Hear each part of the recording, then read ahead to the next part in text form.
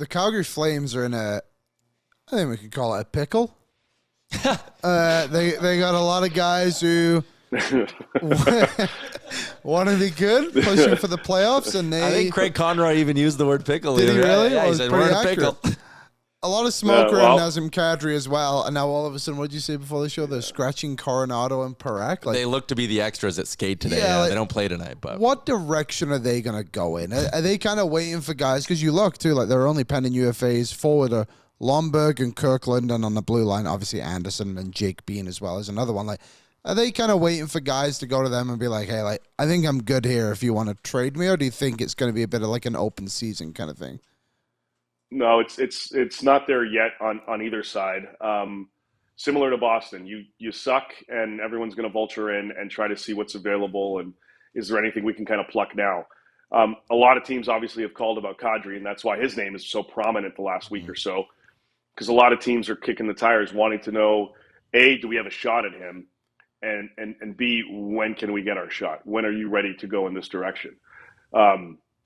The factor for Nas is that he actually really likes it there, him and his family. So that's the other thing. Do you want to go chase another Stanley Cup now with 3 more years left on your contract, or do you want to kind of ride this out a little bit, and if they can't retool next season, go from there? So I think if Kadri is moved this season, it'll be a bit of an overpay. Like people are gonna look at this. We're gonna look at this and go, oh, shit, they did all right in this one. Like, didn't expect that, because that's basically what it's going to take to pry Kadri out of Calgary. I think there are going to be other pieces. Like, I think we can agree that Calgary may have overachieved a little bit last season, even though they missed the postseason. And when that happens, you're kind of banking on the fact that, all right, well, hold on a second. Maybe we're not ready for a rebuild. Maybe if we kind of insulate some pieces, hold on to some guys, we can replicate this. And with also taking into account the anticipation that some of your younger guys, like Coronado and others, are going to take next steps this coming season. So we may be in a perfect storm scenario.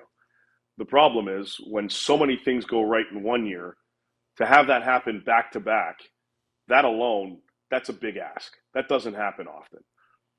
And maybe they were trying to offset it with, all right, these younger kids are going to take the next step. So overall, we'll still be in good prime positioning to pluck a playoff spot. Not the case right now, obviously. And we're hearing Kadri's name. We're going to hear Blake Coleman's name more. He's another prime target for a lot of contenders that want a guy that's got cup pedigree, that's been there before, that knows how to play in those types of pressure cooker situations, and has a pretty palatable cap hit. Yep. For and term on his deal. Like, he's not a UFA next summer. He's going to be a guy that I know some teams are already looking at least internally. I don't know if discussions have started yet with Calgary, similar to how they have with Kadri, in terms of teams just kind of prying and saying, keep us in mind. I don't know if it's there yet for Coleman, but I do know there are teams that are looking at him internally going, this might be a guy that we could add to our team that would fit well. And then you've got Rasmus Anderson, obviously, who, by all accounts, will be traded at some point this season. We just have to figure out where. Vegas would still love to make that happen. I just don't know how they pull it off financially.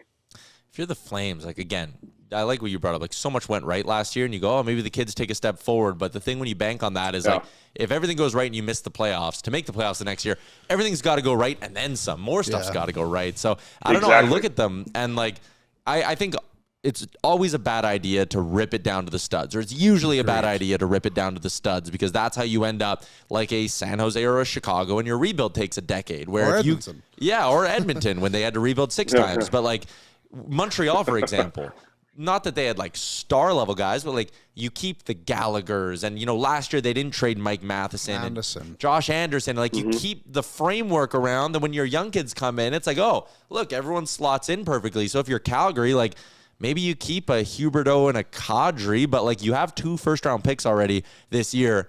Can you get one for Anderson? Could you get one for Coleman, who's got 2 years? And then, like, this doesn't have to be a 3-year process. They could hypothetically rack up 4 first-rounders in this next draft, and like maybe we're talking a year and a half from now that they're just like Montreal. Yeah, and they're high on their kids. Like right now, they're obviously Coronado's in the tough love block or whatever the hell they're doing with him at the moment. But whatever it takes to light a fire under some of these guys. So, I get it. You're in a tough predicament, so you've got to do this with some of your guys. But I agree with you. I don't think they need to go through a full teardown, but I think they waited a little bit too long to start a retool-esque type of movement. Like, I like what they did last season by making that deal with Philly, and you bring in Frost, you bring in Farabee. I think they want to do that again, and it's obviously no secret they're still in the market for a 2C. And somebody that can kind of stabilize their top six. But I mean, you don't have to rip this apart. So you have to work about this strategically. And that's why I look at guys like Coleman being a prime target, because you could probably strike while the iron's hot, because that caliber player isn't usually that readily available. Excuse me. And you're going to get a good return. You're going to get a quality return for a guy like Coleman, who also, by the way, he's got no trade protection. I think it's a 10-team list, approved list. Yes. So he's going to have some say. I can't imagine if they're in the bottom by February or right after the Olympics that he would be against the potential of chasing another Stanley Cup somewhere else. Is there any possibility that Edmonton and Calgary could be trade partners? And I know that maybe seems outlandish for some, but like, it's only a couple of years ago they traded 2 players to Vancouver in the same division as Calgary, that is. Yeah. Calgary, yeah. So is there a Connor's possibility? Oh, with term, though? I don't know. I guess anything's possible. Yeah. But I would be pretty damn surprised if something like, are you referring to Coleman? Yeah. Yeah, because Mangiapane and Coleman, when Mangiapane's 35-goal season, the guy on the other wing was Blake Coleman. Good observation. Brian Windhorst. Like, there's there are some correlations there, certainly. I mean, that's the caliber player, if I'm the Oilers, that I'm looking for. Yeah. I mean, you're going to have to pay a bit of a higher premium than other teams outside of the division and outside of the province if you want to pull that off. And I don't know if that's necessarily something that Bowman's going to explore. What's up, Nation citizens? If you like that video, then you need to be subscribed to the Oilers Nation YouTube. Podcasts, live shows, exclusive interviews, and analysis. Everything you need from your favorite voices at Oilers Nation. And you don't want to miss any of it, so hammer that subscribe button.